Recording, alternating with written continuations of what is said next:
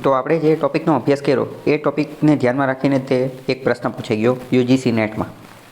A high amount of BOD biochemical oxygen demand in a water body represent, એટલે કે કોઈ water બોડીની અંદર BOD biochemical oxygen demand એનું પ્રમાણ વધારે છે, હાઈ અમાઉન્ટ બીઓડી જે છે બીઓડી એ વધારે છે, તો એનો મતલબ શું કે હાઈલી પોલ્યુટેડ વોટર, પાણી ખૂબ જ વધારે પ્રદૂષિત છે.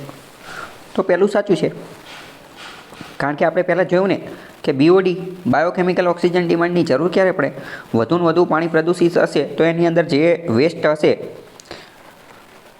ડિગ્રેડેબલ બાયોડિગ્રેડેબલ વેસ્ટ હશે એને ડીકમ્પોઝ કરવા માટે વધુ ઓક્સિજનની જરૂર પડશે. તો પહેલું સાચું છે. બીજું, presence of large amount of organic materials, એની અંદર ઓર્ગેનિક મટીરિયલ્સ જે છે એ પણ વધારે માત્રામાં હશે. તો એ વાત પણ સાચી છે, કારણ કે ઓર્ગેનિક મટીરિયલ્સ જે છે એ વધારે માત્રામાં હશે તો એને જે છે એ ડીકમ્પોઝ કરવા માટે એટલો ઓક્સિજન જરૂર પડશે. તો એ વાત પણ સાચી છે. ત્રીજું, presence of good amount of dissolved oxygen, જો ડિઝોલ્વડ ઓક્સિજન અને બીઓડી એને કંઈ લેવા દેવા છે જ નહીં ને. બીઓડી ડિઝોલ્વડ ઓક્સિજન અને બીઓડી એને કંઈ લેવા દેવા નથી. ડિઝોલ્વડ ઓક્સિજનનો મતલબ શું કે આખા પાણીના તળાવની અંદર અથવા આખી વોટર બોડીની અંદર કુલ કેટલો ઓક્સિજન ઓગળેલો છે એને જ બીઓડીને કંઈ લેવા દેવા નથી. બીઓડીનું કામ ડીકમ્પોઝિશન વિઘટન એની હારે લેવા દેવા છે. તો સી જવાબ નહીં આવે, એ અને બી સાચા છે. ડી જોઈએ.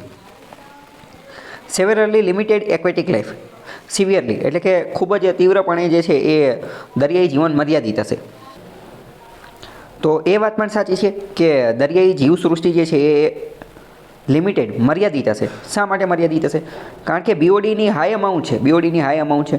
પોલ્યુટેડ વોટર છે તો પોલ્યુટેડ વોટર પ્રદૂષિત પાણી હશે તો એમાં તો મર્યાદિત લોકો દઈ શકશે ને. ઘણી બધે તો બીજા બધા તો ગાયબ થઈ ગયા હશે, નાશ થઈ ગયા હશે. એટલે એક્વેટિક લાઈફ પણ કેવી હશે? મર્યાદિત હશે.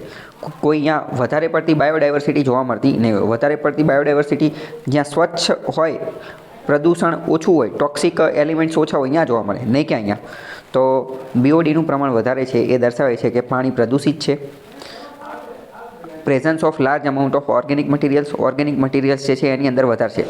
ઓર્ગેનિક મટીરિયલ્સ એટલે કયા? ઓર્ગેનિક મટીરિયલ્સ એટલે તો બાયોડિગ્રેડેબલ, અને બાયોડિગ્રેડેબલ જે છે એની માટે તો બીઓડીનું જરૂરી છે ને. જો અહીંયા ઓર્ગેનિકની બદલે ઇનઓર્ગેનિક શબ્દ આપેલો હોત, ઇનઓર્ગેનિક મટીરિયલ્સ, તો વિધાન ખોટું પડે. કેમ? કારણ કે ઇનઓર્ગેનિક મટીરિયલ્સ હોય તો એની માટે તો સીઓડીની જરૂર પડે.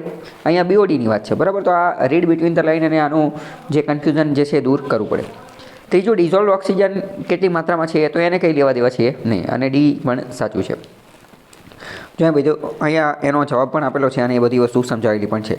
તો આપણે થોડું સમજવાની કોશિશ કરીએ કે બાયોકેમિકલ ઓક્સિજન ડિમાન્ડ એ ઓક્સિજન બેક્ટેરિયા માઇક્રો ઓર્ગેનિઝમને ઇન શોર્ટ ડીકમ્પોઝિશન માટે જરૂર પડે એ. બાકી બધું લખેલું છે, તમે વાંચી શકો છો. ઓલરેડી મેં તમને આખો ટોપિક ચલાવી દીધેલો છે.